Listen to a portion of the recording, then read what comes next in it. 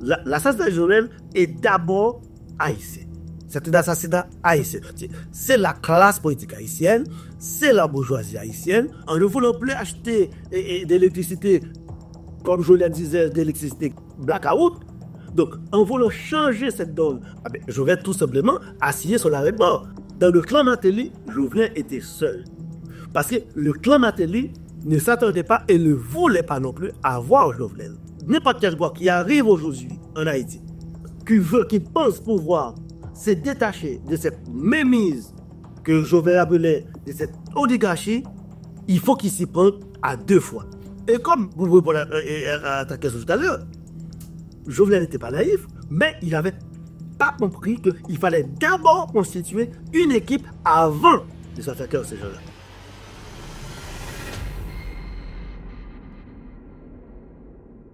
Bonjour, bonsoir à tous et bienvenue dans cette émission spéciale où nous avons le plaisir de recevoir Winner Kens Fleurimont dans le studio de Haïti Inter.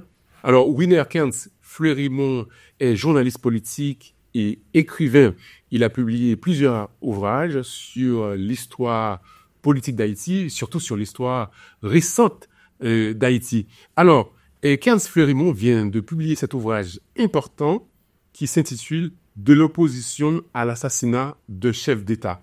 Haïti, 220 ans de tragédie politique ». Évidemment, ce livre fait allusion à l'assassinat du président Jovenel Moïse. En fait, cet assassinat, on va dire spectaculaire, qu'on peut considérer comme l'événement politique, on va dire, le plus tragique, parce que quand même, c'est un fait assez spectaculaire, un président assassiné chez lui.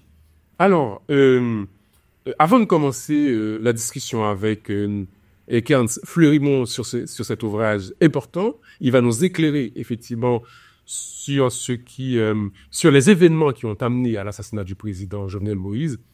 Déjà, bonsoir Kens. Bonsoir Guy, et bonsoir à tous et à toutes, et merci à Haïti Inter pour cette invitation. Merci beaucoup Kens Fleurimont et merci à vous déjà d'avoir accepté cette invitation. Alors, la première question qu'on a envie de vous poser quand on regarde cet ouvrage imposant qui fait quand même plus de 500 pages, comment vous avez construit une telle œuvre? Est-ce que c'est un livre qui a été écrit, on va dire, dans le feu de l'action au fur et à mesure, ou bien c'est après l'assassinat de Jovenel Moïse et puis vous vous êtes dit, ah ben voilà, il faut que je laisse une trace pour la génération future sur les événements qui ont conduit à cet assassinat? Oui, c'est une très belle question, Guy, parce qu'effectivement, il y a plusieurs angles. Naturellement, donc, le livre n'est pas une enquête sur l'assassinat. Et le livre, c'est plutôt un processus allant du début du mandat du président Jovenel jusqu'à son assassinat. Pourquoi je dis ça? Parce que c'est une thématique que j'avais commencé depuis l'élection de Jovenel. Puisque donc, j'avais suivi en Haïti l'ensemble de cette péripétie de 2014 à 2017 pour l'arrivée de Jovenel. Et là-dessus, donc, j'ai sorti justement le précédent, c'était justement cette élection où il y a 2 tomes où j'ai expliqué le parcours des Jovenel jusqu'à son accessoire au Palais National. Mais, comme j'ai vu en Haïti, j'avais remarqué tout de suite que cette présidence ne sera pas une présidence comme les autres. D'ailleurs, puisque ce sont les mêmes acteurs qui étaient, entre guillemets, vent debout contre la présence de Michel Martelly au pouvoir, ce sont ces mêmes-là qui ont repris le flambeau dès l'élection de Jovenel, puisque non, ces gens-là ne concevaient pas, n'acceptent pas que Michel Martelly puisse avoir un successeur de cette façon. Alors là, dès l'investiture, j'étais en Haïti, au palais, je dis, il faut que je suis l'évolution de cette présidence. C'est pour ça que je dis, dès le départ, j'ai commencé à écrire les livres. Pas sur l'assassinat, d'ailleurs, les lecteurs et les lectrices peuvent le constater. Pas sur l'assassinat. Mais j'avais commencé cette thématique au jour le jour. au jour le jour. D'ailleurs, il y a même un chapitre dans ce livre où je dis que Jovenel Moïse devait mourir. C'est cet chapitre. Évidemment, j'ai dû retourner le titre, mais quand on voit le cheminement, le fil rouge conduisant à l'assassinat, les observateurs politiques et haïtiens en général et les Haïtiens en particulier qui observent l'évolution des faits publics en Haïti, et n'importe qui, aurait pu construire un tel livre. Donc la construction de ce livre, c'est pas d'une idée fixe que j'avais, je dirais, de Jovenel Moïse, si il arrive à terminer son mandat, ce serait très difficile. Sinon, c'est soit la chute ou l'assassinat. Oui, effectivement, vous allez nous expliquer effectivement qu'est-ce qui vous a amené à cette conclusion. Mais avant d'en arriver là, en fait, vous avez dit quelque chose tout à l'heure pour pouvoir éclairer ceux qui nous écoutent aujourd'hui. Vous dites que vous étiez au Palais National, vous avez suivi tout ça. Donc, si je comprends bien, vous avez observé tout ça de près. Vous étiez au Palais National en tant que quoi? Vous faisiez quoi au Palais National? Quand j'étais au Palais National, pas en tant qu'employé, en tant que journaliste, en tant qu'observateur, en tant qu'écrivain, parce que donc, comme tu l'as dit toi-même, depuis au moins une vingtaine d'années, je que sur l'histoire politique haïtienne, donc on va dire depuis l'avènement de la Vallas au pouvoir avec Jean-Maître Aristide, j'ai commencé à écrire sur la politique haïtienne. Là, c'est donc puisque depuis la chute de Duvalier, on peut dire cette transition, elle n'a jamais achevé. Donc, c'est aujourd'hui encore, nous sommes en 2025, aujourd'hui encore, la transition continue. Donc, je me suis donné comme devoir de coucher sur le papier les faits et gestes des dirigeants haïtiens, de l'opposition, la présidence, au niveau de la primature, etc. Donc, c'est le cheminement, c'est la continuité de tout ce que j'avais commencé à faire dès le début, depuis vers les années 90. Donc, j'étais au palais parce que j'avais cette possibilité d'accéder, non pas en tant que proche ou employé, non. Donc, j'étais en tant qu'invité, puisque j'étais invité à assister à l'investiture. J'ai participé pratiquement... Là, c'était la suite de la campagne, comme je l'ai dit. Donc, je disais qu'il fallait continuer à construire, justement, l'élection jusqu'à la fin de son mandat. Puisque, bon, dans ma tête, depuis le début, je ne suis pas un devin, mais depuis le début, je sentais quand même que ça allait être très, très compliqué pour lui. Alors, c'est vrai qu'effectivement, c'est un sujet, on va dire, qui est assez préoccupant, mais en même temps aussi, que j'ai le sentiment aussi en lisant votre livre, évidemment, vous l'avez bien expliqué, que votre démarche vraiment consiste plutôt à essayer de comprendre comment on est arrivé là. Quel est le rôle des acteurs, surtout de l'opposition politique, qui est quand même plurielle, on va en parler tout à l'heure, mais pourquoi on ne peut pas comprendre jusqu'à présent cet assassinat? Pourquoi c'est si difficile de comprendre? Parce qu'on ne peut même pas l'expliquer comment c'est concrété. Comment vous expliquez la difficulté vraiment à décortiquer, à comprendre et à expliquer cet acte? C'est difficile et facile à la fois. Un observateur politique et la politique haïtienne, forcément, comprendra qu'il est difficile aujourd'hui, et depuis la chute de Duvalier, c'est très important, il faut le souligner, puisque la problématique dans laquelle se trouvent les dirigeants, en fait, la classe politique haïtienne aujourd'hui, et tout son fondement à partir de la chute de Duvalier. Puisque à partir de la chute de Duvalier en 1986, jusqu'à aujourd'hui, il n'y a pas vraiment un détachement. C'est-à-dire, on est toujours dans la recherche. Comment faire? Comment s'en sortir? Comment faire de la presse Valier? Or, la presse Valier est toujours là. Puisque donc, c'est-à-dire, comment dire, on est toujours dans la transition. Ça veut dire qu'on n'est pas encore dans l'après du Valier. Comme je l'ai dit tantôt, l'élection de Jovenel devait nous amener à l'après du Valier. Mais, comme on a affaire avec les mêmes acteurs de la chute de Duvalier, avec des renouvellements, mais c'est toujours entre nous. C'est-à-dire, il n'y a pas vraiment une définition gauche-droite, il n'y a pas vraiment une définition idéologique, il n'y a pas vraiment un positionnement de quelqu'un où on se trouve. Donc, les acteurs eux-mêmes s'embrouillent. Et à partir de là, c'est pour ça qu'on n'a pas trouvé, enfin, ils n'arrivent pas à trouver, comment dire, une séparation des deux camps. Parce qu'aujourd'hui, et c'est là, l'affaire est compliquée, et c'est là pour tous les, comment dire, pouvoirs haïtiens depuis la chute de Duvalier jusqu'à aujourd'hui, c'est parce que le camp, j'allais dire le clan, mais le camp arrivant au pouvoir n'est pas arrivant au pouvoir avec un but défini. Il arrive dans un but, dans un objectif que, bon, je suis là, je vais essayer de faire quelque chose, mais pas dans un objectif de sortir définitivement de la transition. Il s'est donc que Jovenel Moïse, au départ, ne l'avait pas pensé. Jovenel Moïse était dans la même logique des autres, c'est-à-dire de venir, etc., le pouvoir, Matéli, etc., Arissi et président Brival.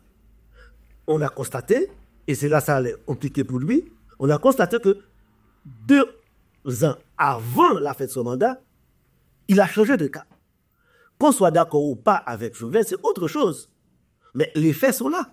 D'ailleurs, quand on suit justement et la trame de nos livres, on voit très bien que normalement, il avait changé de cap. Il avait changé parce qu'il avait à ce moment-là compris quelque chose. Il avait compris quelque chose. Et qu'est-ce qu'il avait compris? Et il avait compris que vraiment, si vraiment il veut laisser sa marque dans l'histoire, il faut qu'il stoppe dans cette transition.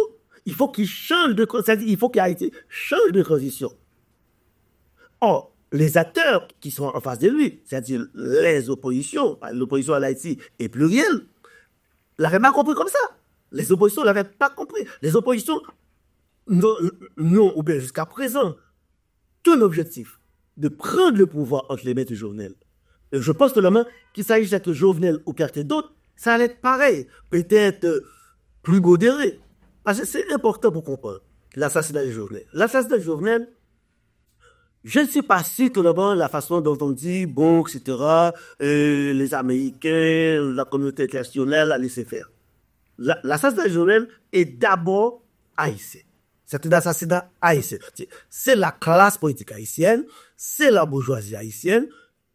On ne dit pas que cette bourgeoisie a contribué largement, a financé largement l'arrivée des Jovenel.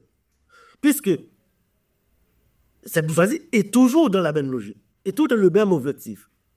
On place un président et on continue notre chemin. On continue à prendre, à ramasser, à piller les caisses de l'État, à profiter et tous les avantages que procure le pouvoir en leur faveur. Donc, il n'y a pas de problème. 2 ans après, comme je dirais, 2 ans avant la fin de Jovenel, Jovenel voulait couper ça. Déjà, les textes sont là, les discours sont là, les rappels sont là. Il voulait couper ça. Certes, la bourgeoisie, les secteurs d'affaires avaient financé sa campagne, comme ce secteur a toujours fait pour tous les pouvoirs en Haïti, depuis même avant Duvalier, mais avec Duvalier, bon, là, c'est beaucoup plus compliqué, mais après Duvalier, c'est pareil. Mais même pour Aristide, les secteurs d'affaires, la bourgeoisie, avaient participé dans son premier temps. Parce qu'ils finançaient les deux côtés. Ils finançaient d'abord comment ça s'appelle, le Sénat des finances Bazin, il finançait d'abord Bazin, mais aussi Aristide, une façon qui soit toujours dans le camp du gagnant. Avec Martin, c'était pareil, avec Jovenel, c'est pareil. Sauf que tous les autres avant Jovenel n'avaient pas coupé ce pont, avaient continué le mandat courir pendant les 5 ans, donc même s'il y a des oppositions, etc., manifestations, mais il y avait tout d'un, ils étaient restés sur les cordes. Jovenel, pratiquement 2 ans et demi avant, il a voulu couper. Il a commencé à dénoncer les oligarques corrompus, comme il disait. On se rappelle de son discours et à Port-de-Paix, on se rappelle de son discours et à Fort-Liberté. C'est vraiment des discours, vraiment, de montrer qu'il voulait couper les ponts avec ces secteurs qui lui estimait que empêchant le développement d'Haïti, empêchant que le pouvoir haïtien, l'exécutif haïtien, les marques et ces territoires apportaient justement ce changement que la population attend. Et à partir de là, il habite tout de suite. Les enjeux sont devenus colossaux pour lui et pour ces secteurs-là qui n'ont pas accepté. Parce qu'on a bien vu, j'ai donné la liste, les gens qu'on a arrêtés, on a bien constaté que ce n'est pas vraiment... Parce que je ne suis pas sûr que ce soit vraiment les secteurs politiques à 100% qui ont conduit l'assassinat. Ils ont été peut-être, ces secteurs-là, ces gens-là ont été les mains qui exécutent l'ordre. Mais l'ordre venait là où venait que ces secteurs, parce que moi je reste persuadé, bien qu'il ne s'agisse pas d'une enquête sur l'assassinat, je reste persuadé que l'assassinat de Jovenel ne vient pas du secteur politique proprement parler, mais du secteur économique. Parce que il n'y a qu'eux qui avaient à perdre dans cette affaire. Puis sinon, en voulant plus acheter des alphates, en ne voulant plus acheter de l'électricité, comme je le disais, d'électricité blackout, donc en voulant changer cette donne, en voulant donner l'autorité à la puissance publique pour acheter elle-même ce qui est tout à fait normal pour qu'elle permette à la population d'aller mieux, je vais tout simplement assis sur l'arrêt de mort. Alors, il y a quelque chose là qu'on doit clarifier, effectivement, pour ceux qui nous écoutent. C'est assez limpide, effectivement, votre approche. Mais qui sont les oligarques, selon, en fait, dans l'esprit de Jovenel Moïse? Parce que, est-ce que c'est des secteurs identifiables que tout le monde peut identifier? Parce que quand on dit oligarque, oligarque, c'était devenu on va dire, l'expression préférée de Jovenel Moïse pour désigner les possédants. Alors, qui sont-ils? Qui sont ces gens-là? Bon, normalement, ces gens-là, tout le monde le connaît. D'ailleurs, en 2007, si je m'abuse, en 2007, le journal Le Monde à Paris avait sorti l'article identifiant ces oligarques. En fait, ces oligarques, c'est surtout cette bourgeoisie libano et haïtienne, et puis c'est l'autre, il n'y a pas d'autre. On a une bourgeoisie en Haïti qui est plutôt une bourgeoisie entre guillemets étrangère, puisque donc c'est les Syro-Libanais qui postulent l'économie haïtienne depuis des années, d'ailleurs, qu'ils étaient là depuis bien longtemps. Mais c'est plutôt eux. On les trouve encore aujourd'hui en activité. Puisque c'était eux, parce que je ne vais pas citer des noms spécifiques, mais quand on dit le secteur d'affaires en Haïti, on les connaît, tout le monde connaît, les Prentes, les Lacras, etc. Donc, les Meuses, mais ce sont eux. Et ce sont ces gens-là qui ont toujours financé toutes les campagnes politiques en Haïti, pas seulement présidentielles. D'ailleurs, si on a eu autant de problèmes, et depuis le règle par de Duvalier, si on a eu autant de problèmes au niveau de la Chambre des députés, au niveau du Sénat, c'est parce que ces gens continuent à financer la campagne électorale de tous les sénateurs, de tous les députés. Donc, en arrivant à l'Assemblée nationale, au bicentenaire, tout est bloqué. Quand il s'agit de sortir sous leur joug, sous leur bannière, pour permettre à l'État haïtien, je dirais, à la puissance publique, de prendre la main, que ce soit sur l'économie ou que ce soit sur autre chose. Donc, il y a un blocage. C'est-à-dire, donc, on a constaté, normalement, tout se fait par rapport à ce que décident les secteurs économiques en Haïti. C'est dramatique. Et Jovenel, comme je dis, a bénéficié de cette politique de financement des élections en Haïti, mais sauf que lui, comparativement aux autres, 2 ans et demi après, il a voulu couper l'épaule, donc il n'a pas... Mais certainement, tout le monde en Haïti connaît, quand on parle de secteur d'affaires, quand on parle de secteur économique en Haïti, tout le monde voit tout de suite, où il suffit comme on dit, de regarder bon regard. Et justement, alors, Jovenel Moïse était-il naïf? Parce que ces gens-là, j'imagine qu'ils les connaissaient très bien, parce qu'eux-mêmes ont financé sa propre campagne présidentielle. Donc, ils connaissaient, semble-t-il, la puissance de ces gens. Alors, comment Et j'ai envie de dire, était-il aussi naïf de faire des déclarations à l'emporte-pièce comme ça, sachant le pouvoir de ces gens-là? Si, effectivement, l'hypothèse que vous soulevez est la bonne. Très bonne question. Guy, de la mesure où Jovenel, honnêtement, ne connaissait pas ces gens-là. Il faut rappeler que Jovenel était un homme d'affaires, etc., un provincial, et tout ça. Donc, j'ai expliqué d'ailleurs que Matéli il l'a découvert comme ça, par hasard. C'était pas. C'est ça le problème en Haïti, c'est-à-dire, on raconte tout et son contraire. Dans un premier temps, Michel Martelly, le président Martelly, ne connaissait pas Jovenel. Il l'a rencontré par hasard. Il l'a rencontré par hasard, etc., les activités. Il faut se rappeler aussi, Martelly avait plusieurs prétendants, entre guillemets, qui attendaient à ce que ce soit eux qui soient choisis par Michel Martelly comme successeur. On ne sait pas pourquoi. Finalement, il a jeté son dévolu sur Jovenel Moïse, qui était un entrepreneur, etc. Apparemment, pas beaucoup de succès, mais quand même qui menait ses affaires, surtout en province. On sait très bien que Jovenel était seul. Ça, c'est le premier point, très important.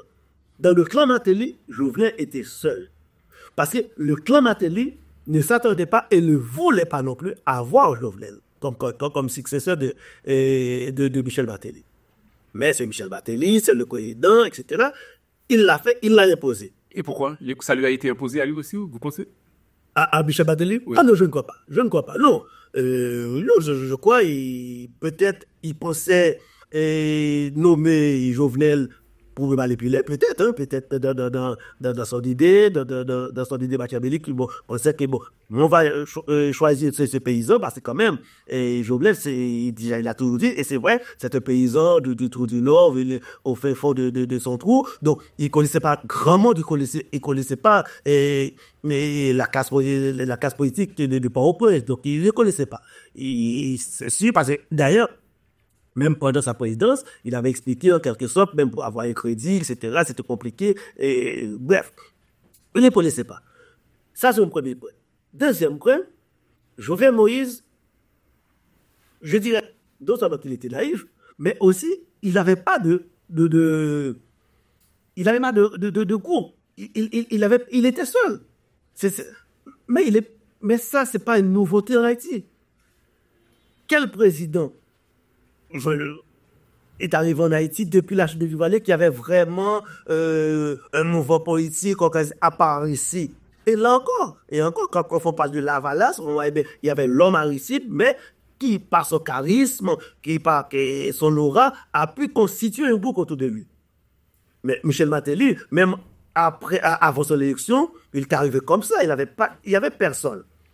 Il a créé son parti politique, PHTK, mais c'était après. Et là encore, entre guillemets, c'est des tonneaux vides. C'est-à-dire, donc, il n'y avait que l'homme.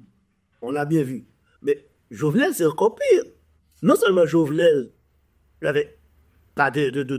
avait personne pour le seconder, mais même des vrais conseillers, il n'y en avait pas. Il faut pas penser que parce qu'il y avait un des types qui était à Paris, un machin qui était... Non, c'est pas ça le conseiller politique. Le conseiller politique, d'ailleurs, c'est un métier. Or, en Haïti, on n'a pas ces métiers en Haïti. Les gens, ils se croient parce qu'ils ont un chèque autour de la présidence, autour de la primature, autour de ministère, on les conseille. Non, pas du tout. Moi, je veux que ça assume place en Haïti parce que, justement, parce que pourquoi je sais, c'est très important pour ce que je disais, parce que je voulais écrire un livre qui date de 2015, qui s'appelle Haïti, l'état de la nation. C'est-à-dire, je voulais écrire un livre pour faire une description de l'Haïti d'aujourd'hui. Le livre date de 2015. Le livre s'appelle Haïti, l'état de la nation. J'ai décrit tout. L'éducation politique, la présidence, etc. Mais pour écrire ce livre, je veux introduire à l'intérieur du système politique haïtien, à l'intérieur du système éducatif, à l'intérieur du système bancaire, à l'intérieur du système économique, à l'intérieur du système culturel. Parce que c'était mon objectif. Mais là, j'ai découvert qu'effectivement, les gens qui se disaient, ou bien qui se disent encore aujourd'hui, conseil de tel ou tel pouvoir, mais il ne conseille rien du tout. Non seulement il ne maîtrisait pas comment dire, le momentum politique, mais il ne maîtrisait pas non plus, même quand il disait quelque chose à tel ou tel minute, mais on ne l'écoute pas. Pourquoi? C'est important. C'est parce que ces conseils-là ne voulaient ou bien ne pouvaient pas faire. C'est parce que ceux qui sont aux responsabilités ne sont pas des politiques. Ce ne sont pas des populaires politiques. On dit même qui venaient de la société civile. Et encore, c'est un grand mot en Haïti quand on parle. Parce que donc en Haïti, tout se mélange. Mais les ministres, les présidents, mais ce ne sont pas des politiques. Ce sont des hommes qui sont arrivés, des hommes et des femmes qui sont arrivés par des circonstances. C'est-à-dire, ils n'étaient même pas préparés pour telle ou telle fonction. Et ça nous ramène à Jovenel. Mais Jovenel, avant son élection en 2016, puisque quand même, et son élection parcourt 2 ans, 2014 à 2016, parce qu'il y a eu tous les embrouilles partout. Mais Jovenel était seul. Il n'y avait pas d'équipe. Il n'y avait personne, il ne connaissait personne. Il prenait un type ici, il prenait un type par là. Mais à partir de là, il est élu. Mais en allant à la présidence, mais c'est pareil. C'est vrai que ça a été assez, on va dire, assez fulgurant, l'ascension de Jovenel Moïse. Du jour au lendemain, il est arrivé comme ça, et puis ça s'est pareil. Alors, vous avez dit quelque chose dans votre ouvrage que je trouve assez intéressant. Vous dites que, en fait, l'assassinat de Jovenel Moïse est le résultat d'une polarisation, c'est-à-dire qu'il y a une mentalité en Haïti de considérer que, on va dire, si le pays va mal, c'est la faute de seul homme. Donc, il y a cette espèce de bouc émissaire où Jovenel Moïse était désigné par tous comme étant l'homme à abattre, le bouc émissaire, etc. C'est vrai que ça, c'est un problème. Mais comment vous l'expliquez, ça? Je n'explique pas que la culture politique haïtienne. C'est-à-dire qu'on n'a pas une culture politique. Je prends des exemples. Tout d'abord, je prends l'exemple, et en France, ça parle. Le président était libre pour 5 ans. Avant, c'était septennat. Aujourd'hui, j'ai 5 ans. C'est un quinquennat. Mais vous allez avoir des manifestations pendant les 5 ans. Des oppositions, de l'opposition, des syndicats, etc. Mais jamais, vous allez entendre qu'on demande la démission du président. C'est important.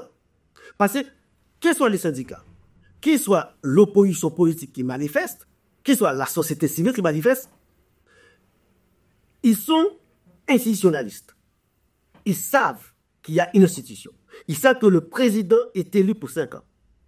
Sauf cas prévu par la Constitution, pour X raisons, et encore depuis la 5e République en France, on n'est jamais arrivé là, qu'il puisse avoir un remplaçant qui devait être le président du Sénat.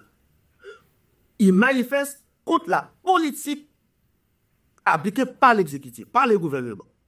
Il peut toujours demander la démission d'un ministre, etc., en fonction de tel ou tel dossier.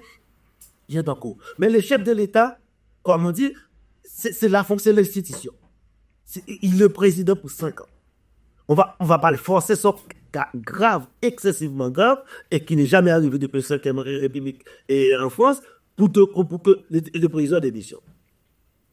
Parce que tout simplement, on a une classe politique qui est formée, qui sait, il y a ce qu'on appelle les institutions.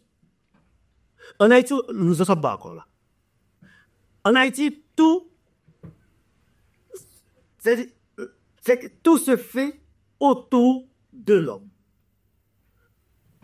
Soit on le prend pour un homme providentiel, c'est-à-dire donc, il va venir, il va arriver, il va tout et mettre en place. Soit dès le départ, on le prend pour le grand méchant loup. Il va tout bousiller. Nous en sommes là. À partir de là, on peut constater, même avec Aristide, à aujourd'hui, quand il y a l'opposition pour manifester, on ne manifeste pas en Haïti contre une politique. C'est très important. On ne manifeste pas parce qu'il y a telle ou telle position politique. Non. On ne manifeste en Haïti, on ne manifeste même pas contre le chef de l'État, on ne manifeste pas contre le Premier ministre, le chef du gouvernement, on manifeste toujours contre l'homme, contre un homme. Quand on manifeste en Haïti contre le chef de l'État, on ne manifeste pas contre l'institution, mais on manifeste parce qu'il est là, il faut l'abattre. C'est pour ça que dans plusieurs de mes livres, je dois vous dire, en Haïti, il y a ce qu'on appelle les deux extrêmes. C'est ou bien on est pour, ou bien on est contre. C'est pas possible. Une société, quelle qu'elle soit, ne peut pas fonctionner comme ça. Il s'est tout que normalement, quand on manifeste en Haïti, je vais mettre en Haïti, on manifeste même pas contre à la rigueur l'idéologie ou bien telle ou telle proposition politique, donc, ou tel ou tel projet politique de la balance. Non. On manifeste contre l'homme à Haïti. D'ailleurs, pour l'expliquer, on a bien constaté, après la chute, les deux chutes d'Aristide, ben, il se fait succéder par un de ses partisans, René Préval. Donc, ça veut dire qu'il a balasse. Même si c'était la balasse beaucoup plus riche, mais c'est la balasse. Ça veut dire les gens n'avaient aucun problème d'accepter un Préval pendant 10 ans. Parce qu'on l'oublie souvent. En dépit de tout ce qu'on peut dire, Préval, c'est la balasse. Préval a été construit, a été créé par Aristide Lavalas. Néanmoins, il a fait 5 ans un premier mandat tranquille, là, puis il a bu distiller, distribuer par-ci, mais nager pour sortir comme il disait, etc. Pendant les 5 ans, il n'a eu aucun problème. Deuxième mandat, pareil. C'est toujours Lavalas. D'ailleurs, j'ai écrit un livre là-dessus où j'ai expliqué cette affaire. Il a bâti par les Montréal quand même, il faut le faire. Il a bâti l'Eslimaniga, c'est bon tout. Même si les gens disent, mais Préval, c'est Lavalas, c'est la portée. Mais personne n'a manifesté contre lui. Oh, pourquoi? Eh bien, justement, on revient là-dessus. Parce que tout simplement, Préval, en dépit qu'on disait qu'il était Lavalas, mais comme il n'y avait pas de politique définie par un parti politique qui s'appelle, ou bien qui s'appelle Lavalas, donc il gouvernait au jour le jour comme tous les autres. Donc, comme on n'avait pas de problème avec l'homme, la personne de Préval, il a fait ses 5 ans.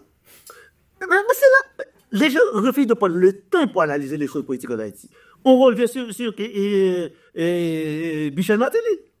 Michel Martelly, musicien, machin, musique gribouille, machin, etc., etc. Personne ne peut dire aujourd'hui que Martelly avait une idée politique, machin. On sait seulement qu'il était partisan de jeux de machin, comme on dit, que d'Abouda, etc. Mais ça s'arrête là. Mais aujourd'hui encore, je ne suis pas sûr que même Michel Martelly peut dire que moi, je suis de gauche, de droite. Il ne sait pas de quoi il parle. Il ne va pas le dire. Mais pour X circonstances, il est arrivé au pouvoir. Et là encore, une fois qu'il est arrivé au pouvoir, mais il y a eu ces raz-de-marée contre lui. Mais c'est la race, il appliquait une politique. Michel Martelly n'appliquait aucune politique. Il ne pouvait pas appliquer une politique parce qu'il ne l'avait pas. C'est important. Il gouvernait comme ça, il gouvernait, marchait, etc. Il dansait et il s'occupe de ses cadavres un peu partout dans le pays. Très bien. Mais il y a eu cette montée de foule contre lui. Mais ce n'est pas contre sa politique, puisqu'il n'avait pas. C'est contre Michel Martelly. Tel n'est pas l'état pour les autres pays. Et on revient à Jovenel Moïse. C'est la même chose. Personne aujourd'hui, et j'ai mis quelqu'un au défi, quel que soit un expert spécialiste de la politique haïtienne, pour me dire que normalement, les gens, les oppositions, les André Michel et compagnie, je vais venir là-dessus, c'est important, qui manifestaient pendant 5 ans pour renverser Jovenel Moïse, pourquoi ils le faisaient? Justement, vous décrivez dans le livre la brutalité et l'agressivité de l'opposition politique à Jovenel Moïse. Est-ce que vous pensez, au-delà en fait, de la personne de Jovenel Moïse, est-ce que vous pensez que certains pensaient qu'il n'était pas légitime, qu'il n'était pas de la bonne classe? Est-ce que vous pensez que Jovenel Moïse a pu être victime, on va dire, d'une espèce de complexe, de classe, un truc comme ça? Bon, il n'est pas la bonne classe, oui, puisque comme je disais en préambule, qu'effectivement, Jovenel, c'est un paysan qui venait du Trou du Nord, marché, il ne faisait pas partie de l'établissement politique de Port-au-Prince. Donc, il ne connaissait pas grand monde, il ne connaissait pas les ambassadeurs, il ne connaissait pas la communauté nationale, il s'occupait des servantes, des motos dans le nord et nord-ouest. OK. Mais il y a toujours le débat sur la légitimité de Jovenel Moïse. Moi, je refuse d'entrer dans ce débat. Non, je refuse d'entrer dans ce débat. Et j'ai expliqué. Tu me permets de revenir sur le précédent livre de ce livre, où j'expliquais les leçons de Jovenel Moïse. Mais à un moment, sur le plan intellectuel, je pense qu'il faut être honnête. C'est la plus longue campagne étoile qu'il n'ait jamais menée en Haïti, l'élection de Jovenel Moïse. Il faut être clair. Moi, je connaissais Jovenel Moïse ni en pecteur.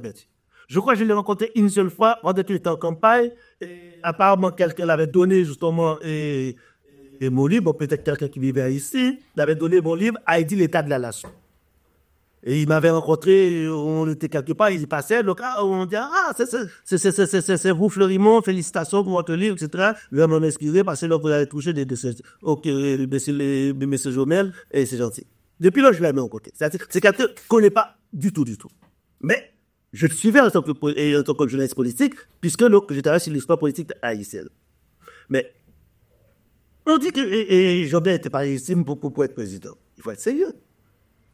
Pendant 2 ans, plus de 2 ans, de 2014 à 2016, c'est pour ça que j'ai écrit le livre en 2 temps, pour expliquer la campagne, toutes les péripéties qui ont eu. Élection annulée la première fois, élection deuxième fois, etc. Mais à chaque fois, c'est Jovenel qui est sorti gagnant. Donc il y a mieux. Et je crois que le président, l'ancien président, comment ça s'appelle, l'ancien président, l'ancien sénateur, il est ancien sénateur, c'est président, Privert. Mais Privert peut témoigner. L'élection de Jovenel, ça n'a pas été organisé par les partisans de Jovenel. Ça a été organisé à la rigueur par la Valace. C'est M. Privert qui était président de la République. C'est la Valace qui était au Palais national avec Privert. Mais tout était organisé. Le conseil électoral provisoire, c'était pas les partisans de Jovenel qui l'avaient constitué. C'était le président Jovenel c'était le président Privert avec son équipe qui était loin d'être partisan de Jovenel. Mais sauf que lui, pour ça d'ailleurs, dans ce livre où j'écris, je dis qu'il était l'homme de l'année, parce que au moins, il a eu, comment dire, l'honnêteté d'accepter les faits.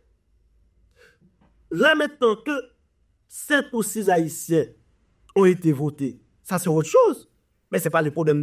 On peut pas mettre ça sur le dos de Jovenel. Oui, justement, c'est pas évidemment cette légitimité. C'est pas cette légitimité-là, puisque évidemment, il a gagné l'élection. Je pense que c'est pas contestable. Mais c'est le fait effectivement. Ah ben souvent tu dis c'est parce que ça, mais l'opposition il a fait. Oui, justement, le fait qu'ils sont un pays, etc. Bon, effectivement, on reviendra peut-être si on aura le temps sur cette question. Mais il y a quelque chose que j'aimerais vous demander, effectivement, qui nous permet on va dire, de recentrer un petit peu les débats.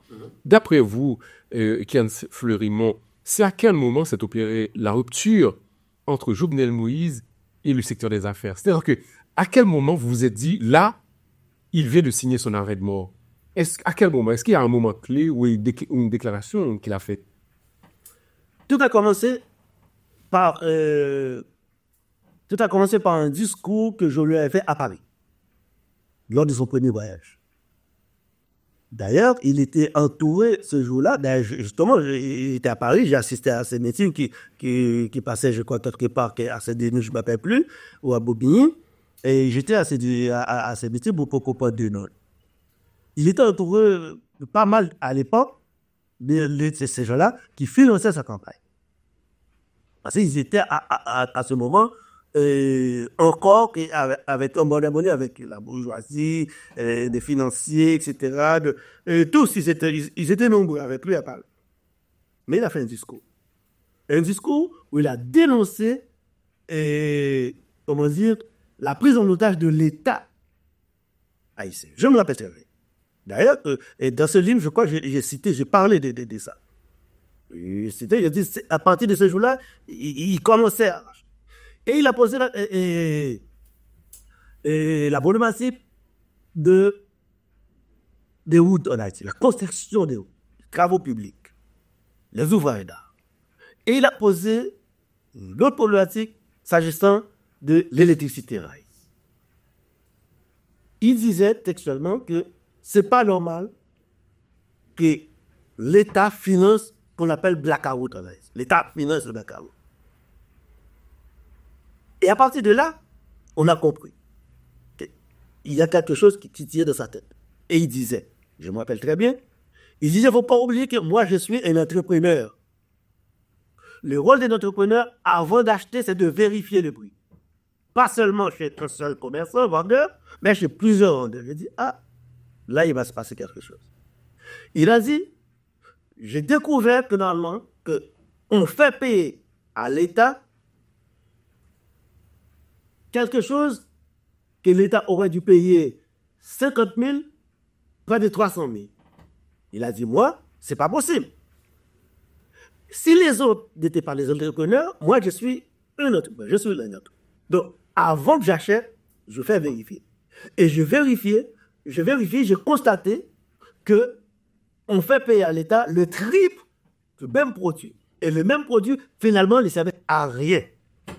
Il dit ça, je veux changer. Et à partir de là, j'ai compris, certains ont compris que là, il va se passer des choses. Effectivement, une fois retourné en Haïti, il a commencé à poser problème. Peut-être vous avez entendu parler de cette affaire qu'il avait, caravane du changement, je crois. La caravane du changement. D'ailleurs, je fais un papier là-dessus, un article là-dessus, où on disait que ce caravane du changement allait quasiment prendre la place du ministère des Travaux publics, Transport et Communication. Puisque ça allait s'occuper de tout, de routes, d'électricité, etc., etc.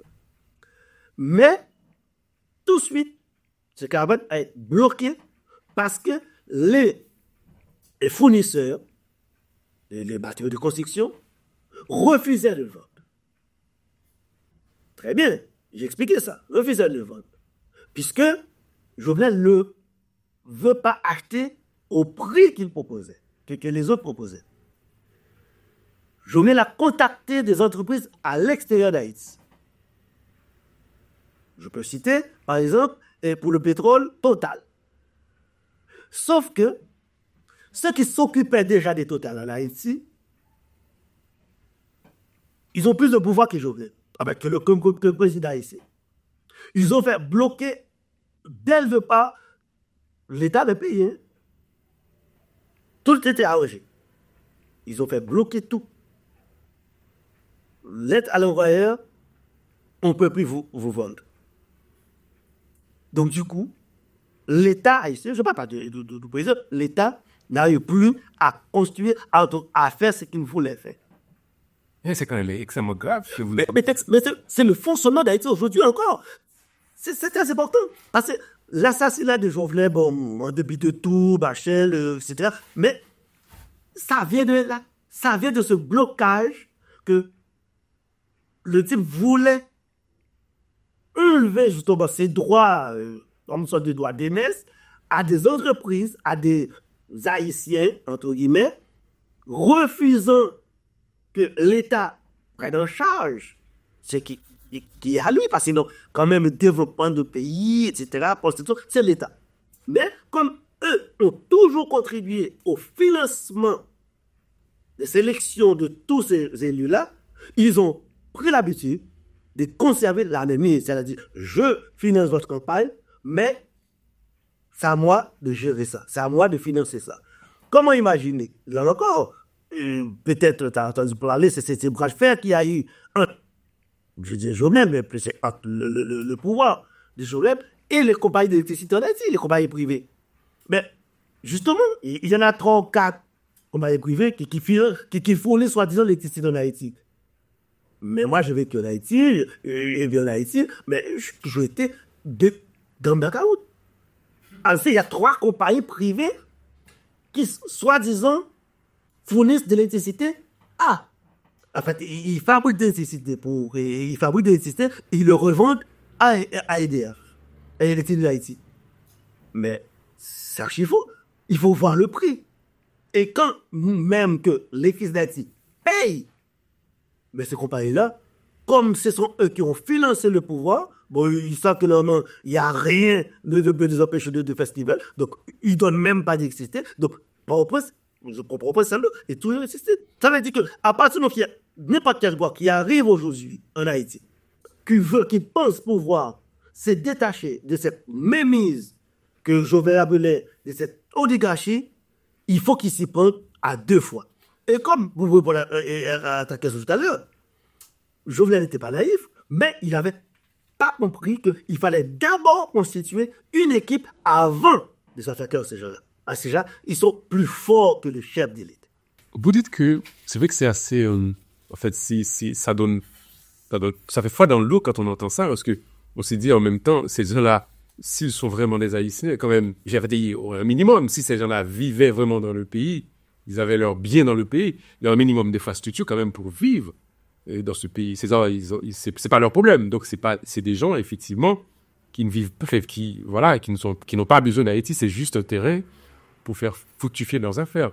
Alors, en fait, ma prochaine question, c'est vrai que vous dites que on va dire, quand vous observez le cheminement des événements, c'est-à-dire que la conjonction entre l'opposition politique et effectivement ces oligarques qui ont fait main basse sur les ressources d'Haïti, parce que vous dites que ces gens-là se sont mis d'accord, se sont liés contre Jovenel Moïse, et que logiquement, l'épilogue de cette histoire ne pouvait pas être l'assassinat de Jovenel Moïse. Donc pour vous, c'était assez logique. Assez logique de la mesure où il y a cette conjonction politique, comme tu l'as dit. Donc, il y a toute la classe politique qui s'est mobilisée contre Jovenel, mais toute la classe politique est financée par qui? Mais c'est là le problème. Parce que toute la classe financée, c'est bien beau de toute la classe politique manifester partout, mais financée par qui? Mais je crois pas cette oligarque qui ne voulait plus avoir Jovenel. Donc, vous en profitez. Un exemple. Et là, je le dis pour les téléspectateurs qui nous regardent, qui nous écoutent. Pourquoi il n'y a pas eu de manifestation depuis la chute de grandes manifestations contre les différents pouvoirs qui ont succédé à Jovenel Moïse depuis son assassinat? Ben, pas tout simplement parce que cette oligarchie-là ne finance, en tout cas, on ne les finance pas encore. C'est pour ça qu'on trouve aucun parti politique est en mesure de mobiliser la population.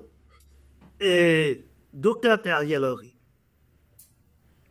a passé près de 3 ans au pouvoir. Tout le monde est d'accord, il ne faisait rien. Mais, vu que il n'a pas empêché cet oligarque de mener sa vie, mais cet oligarque n'a pas pu financer l'opposition contre lui. On a vu comment il est parti.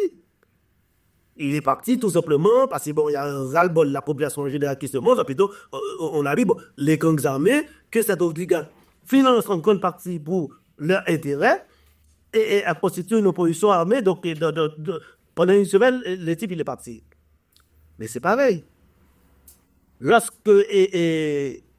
Jovenel est arrivé, tout le monde pensait que normalement, il allait terminer ses 5 ans. L'opposition allait rentrer chez elle parce que je suis certain, et tout le monde serait quasiment d'accord avec moi, si il n'avait pas touché à ces prêts sensibles qui est le poche, mais tous ces gens-là, le secteur d'affaires, etc., allait laisser traîner. Il y allait avoir des manifestations, il allait certainement, mais Jovenel a terminé son mandat à partir du moment qu'il n'allait pas couper le cordon financier de ces gens-là. Mais à partir du moment qu'il voulait couper le cordon financier et il a prouvé qu'il allait le faire, c'était la chute ou bien ça bon. Mais bon, je pense que vraiment, si Jovenel était bien conseillé ou bien entouré, peut-être il a terminé son mandat en queue de poisson, mais pas assassiné. Donc le problème, il est là. Le problème, c'est que normalement, à partir de là, quel que soit le pouvoir qui arrive au pouvoir en Haïti, quelle que soit la personne ou le parti politique, vu qu'il est pas entouré par des gens, par un set bien constitué, connaissant le fonctionnement de la vie politique haïtienne, il va pas faire long feu. Donc il y aura 2 solutions. Comme il finit, il allait finir comme il finira comme président Préval, calmement, il agit pour sortir. Donc, ça veut dire, donc, on touche personne, on laisse faire, donc, et on crée des clubs de boudons, on crée le club de Macaya, etc. Donc, tous ces gens nagent, il y a les Abdallah, etc., qui mènent des trous et de tout, puis là. Mais à partir du moment où tu viens pour attaquer, pour toucher, pour enlever, pour redonner à l'État son droit régalien sur la gestion d'État, mais forcément, donc, tu vas être très menacé, au risque même de perdre sa vie. Selon votre thèse, effectivement, l'assassinat de Jovenel Moïse est la résultante, la convergence de toutes ces oppositions plurielles et le secteur des affaires. Mais il y a quelque chose aussi, je pense, qui est important, que j'aimerais bien vous entendre là-dessus. C'est aussi l'opposition interne aussi à Jovenel Moïse. Ça, dis-moi ce que vous en pensez, parce qu'il n'y avait pas que l'opposition politique traditionnelle, anti-journaliste et tout ça, mais il y avait aussi l'opposition interne à son propre parti. C'est-à-dire, on raconte que Michel Martelly était en foi avec Jovenel Moïse et que le parti PHTK était aussi en foi avec le président Jovenel Moïse. Est-ce que aussi cette opposition-là ne peut pas aussi en partie expliquer son assassinat? Moi, je ne crois pas. Je ne crois pas que cette opposition on peut expliquer ça. C'est vrai, comme je le disais, hein, donc évidemment, il connaissait personne dans la nomenclature politique de Port-au-Prince. Donc, c'est vrai, donc, au départ, le clan VHTK ne voulait pas et Jovenel passer, donc ils attendaient à ce que ce soit quelqu'un de Port-au-Prince, en tout cas de Pétionville, mais pas quelqu'un venant de la province. Bon. Mais bon, on connaît très bien, donc c'était pas vraiment une opposition qui m'a pu l'empêcher, ni de gouverner, pardon, ni de faire quelque chose, juste pour aller. Non, je ne crois pas. C'est vrai, il y a beaucoup de rumeurs disant que Michel Martelly, mais c'est vrai, mais ça, on peut le comprendre, c'est vrai que Michel Martelly, dans un premier temps, on peut penser qu'effectivement, quand il a choisi Jovenel Moïse, c'était vraiment pour avoir le président des doublons. Donc ça, on connaît ça déjà dans l'histoire d'Haïti. Mais bon, est-ce que entre 2017 jusqu'à 2019, Jovenel était président des doublons? Là, personne ne peut le dire, parce que donc, on a vu d'ailleurs, c'est d'ailleurs que ça, j'ai expliqué tout ça dans mon prochain livre sur la présidence de Jovenel, parce que je vais quand même raconter toutes ces présidents le jour de son élection jusqu'à son assassinat. Là, attention, c'est pas la même chose, parce que là, c'est de la gestion politique. Là, je vais expliquer les différentes difficultés qu'il a eues pour nommer Premier ministre. D'ailleurs, le seul premier ministre, je crois, que Jovenel a eu, qui était légitimement choquant constitutionnel, c'était son premier premier ministre, que c'était Jacques, je ne me rappelle plus. Mais après ça, Jovenel n'a jamais pu avoir un premier ministre. Donc, est-ce que c'est parce qu'il était en conflit avec Martelly?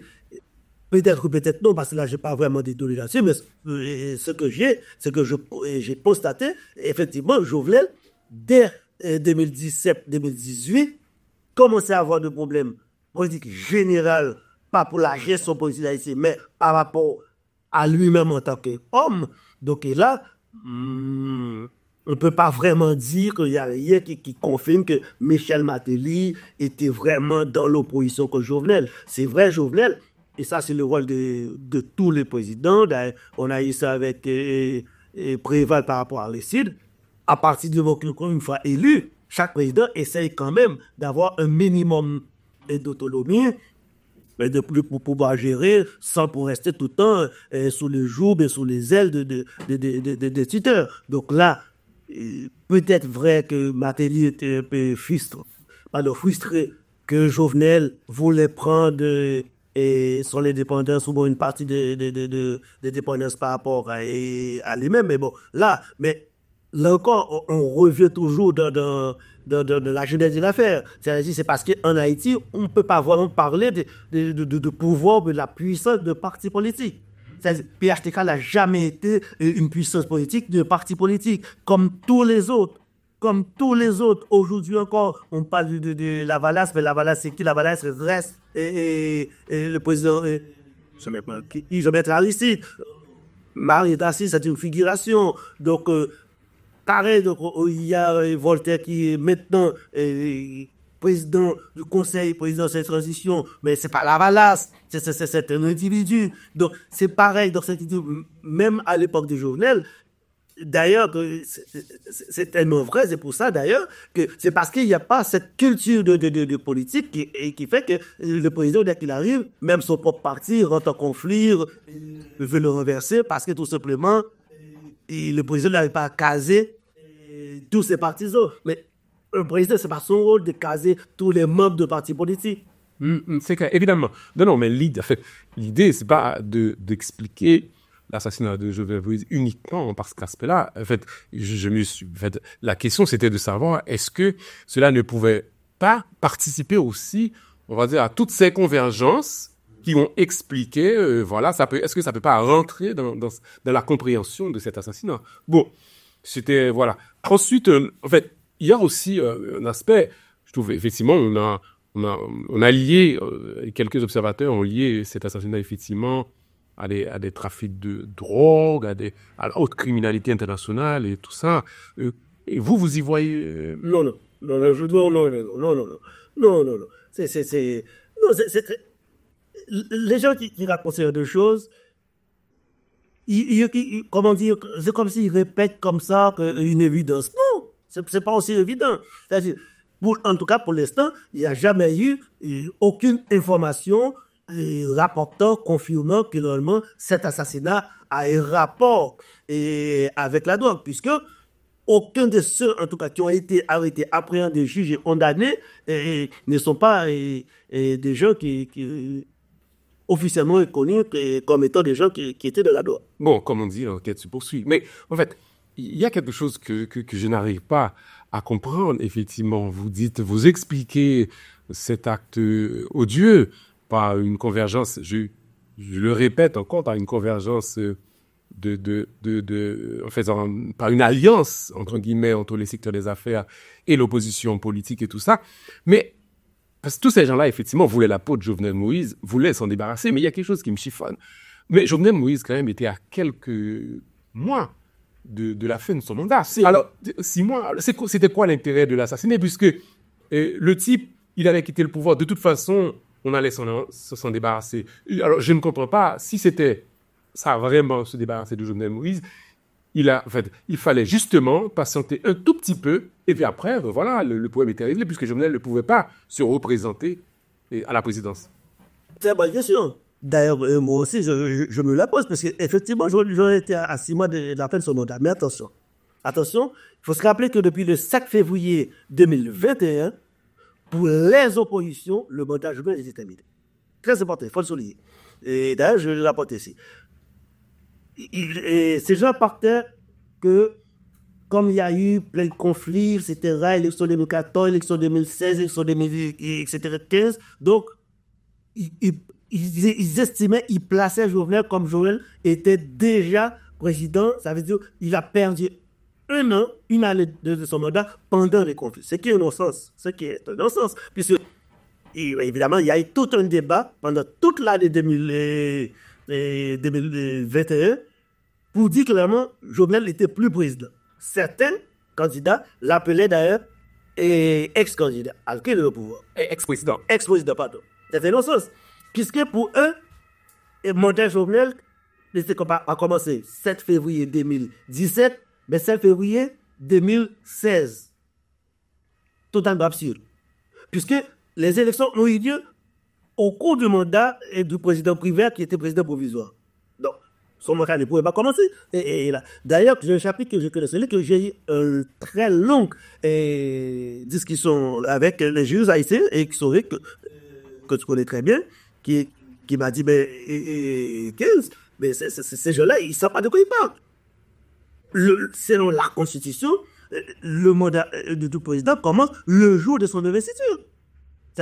Même s'il était élu 16 décembre 2000 combien, mais son mandat commence le jour de son investiture. Or, Jovenel Moïse avait prêté serment le 7 février 2017. Mais si on compte bien, à moins qu'on ne sache pas compter, ou bien avant que on parle d'une mauvaise foi absolue, 7 février 2017, 7 de 2021, ça fait au moins 4 ans. Donc, le 7 février 2022 pour être 5 ans. Mais, eux, ils estiment que le mandat légionnaire avait commencé avant, donc il aurait dû laisser le pouvoir le 7 février 2021. D'ailleurs, il y a eu une tentative de coup d'État. Il faut se rappeler aussi, il y a eu une tentative de coup d'État qui normalement, Jovenel Moïse devait assassiner après un frère à Chapelle, qui aurait dû être assassiné à l'aéroport international Port-au-Prince. C'était sérieux ça?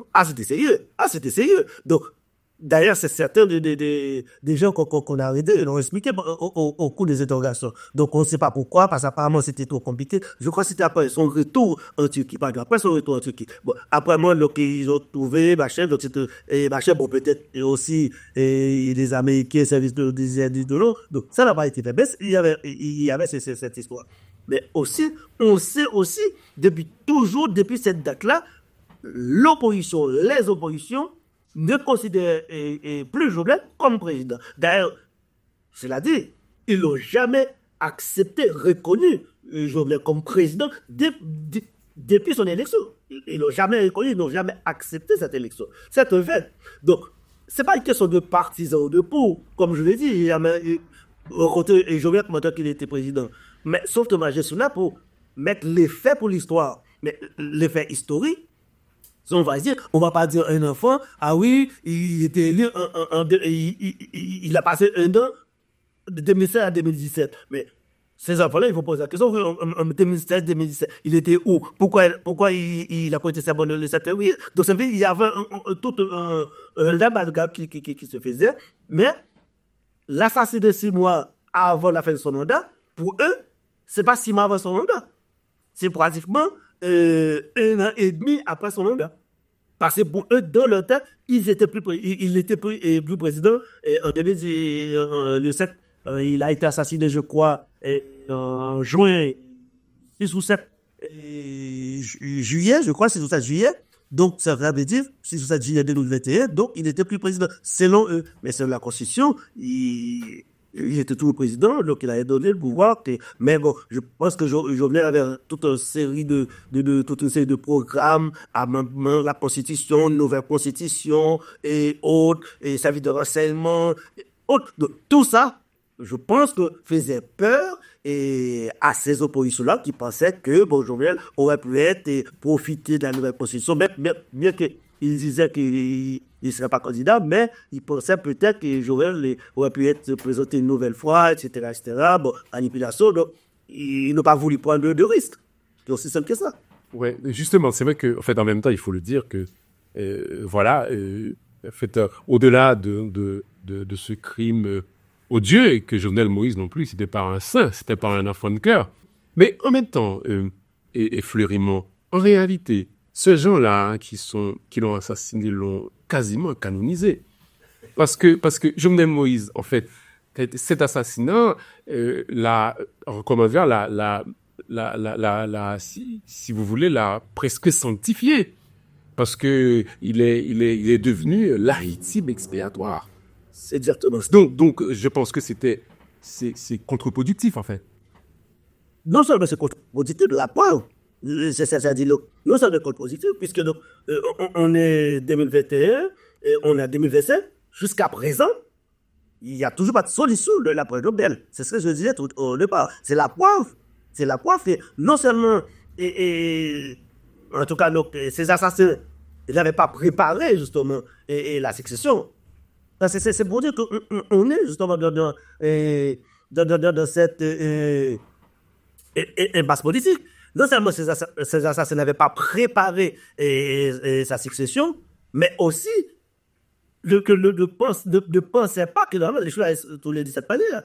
Puisque dans leur tête, je l'ai dit, je l'ai écrit et je suis formel là-dessus, que je pense seulement ceux qui ont monté le coup pensaient que vraiment, lorsque les radios, les médias annonçaient l'assassinat de Jovenel Moïse, les gens allaient prendre la rue comme sous-valiers. Je suis certain, et là, je mettrai ma main au feu, c'est ce qu'ils pensaient. ils pensaient que normalement, ça va être comme ça dit donc, ils pensaient que normalement, le peuple allait prendre la rue pour dire voilà, donc on s'est libéré du dictateur, etc. C'est le contraire qui s'est produit.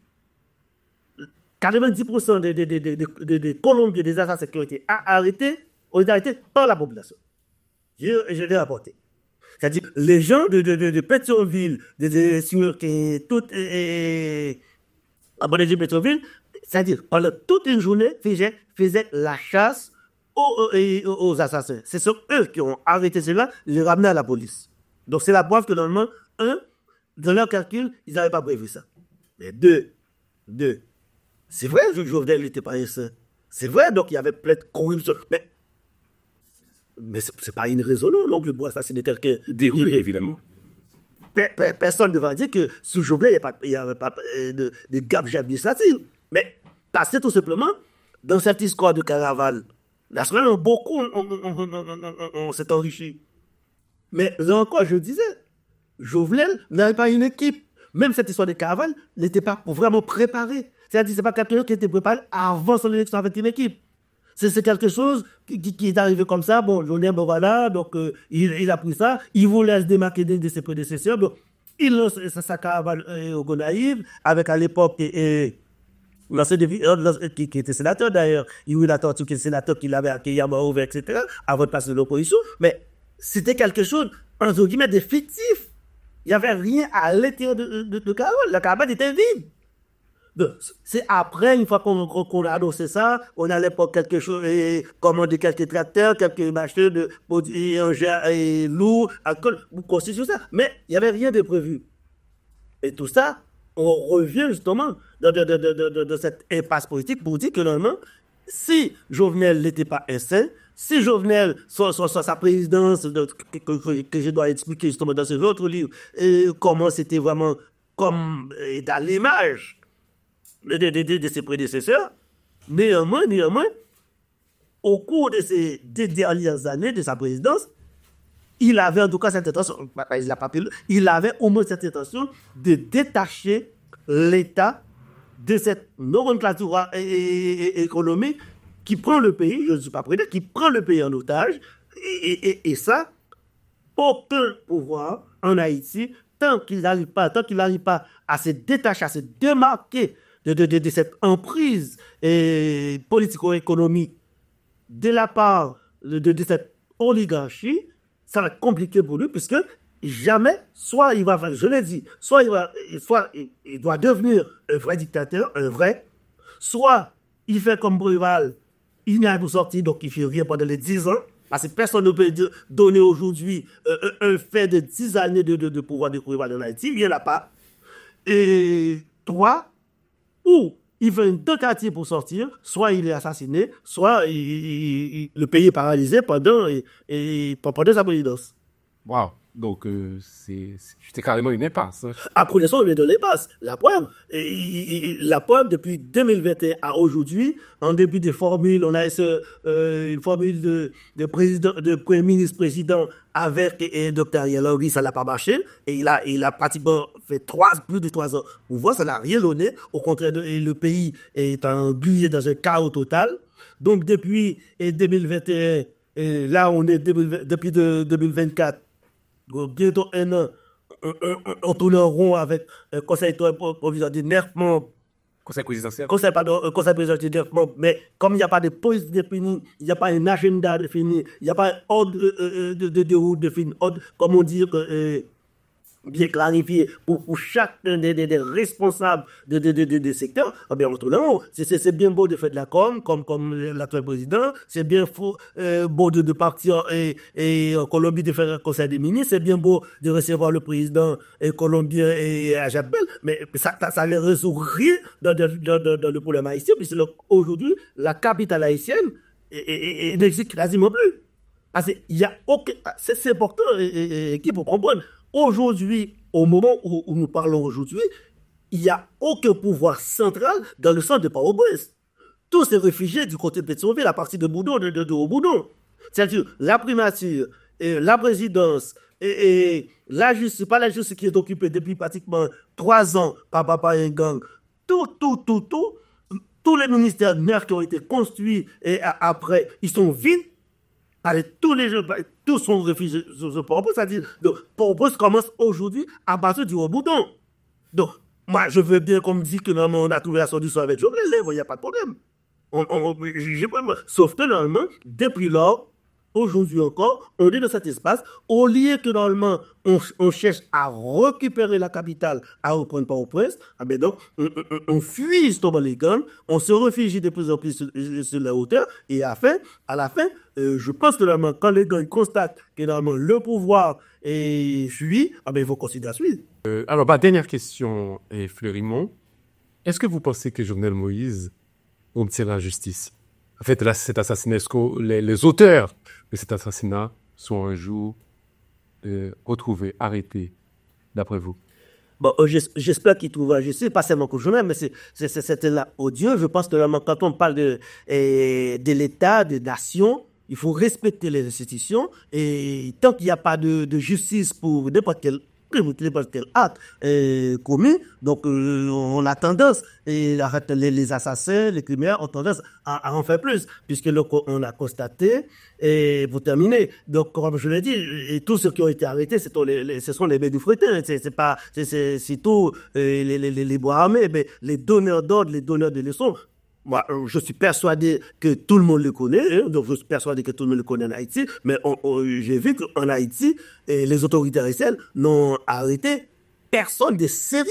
Personne de sérieux, c'est-à-dire qu'on a arrêté quelques rares comme ça, et d'ailleurs, que tous ceux les Haïtiens qui ont été arrêtés, c'est qu'ils sont à l'extérieur, mais c'était plutôt des manifestants, c'est pas des gens, ce ne sont pas les donneurs d'ordre. Donc, à partir que les donneurs d'ordre ne sont pas arrêtés, les donneurs d'ordre ne sont pas inquiétés par rapport à actes odieux communs, et ça, qu'il s'agisse de Jovenel ou quelqu'un d'autre, on peut toujours penser, malheureusement, que ça pourrait encore arriver. Puisque, qu'est-ce qui va les empêcher? Puisqu'ils savent qu'ils sont intouchables, et à partir du moment qu'ils sont intouchables, ben, tout est possible. Donc, moi, je croise les doigts pour un jour qu'il y ait justice en Haïti, pas seulement pour Jovenel, en tant que président assassiné, mais pour l'ensemble de toutes les victimes qu'on compte tout le jour, qu'on comptabilise tout le jour dans le pays, mais pendant la présidence de Jovenel et après Jovenel.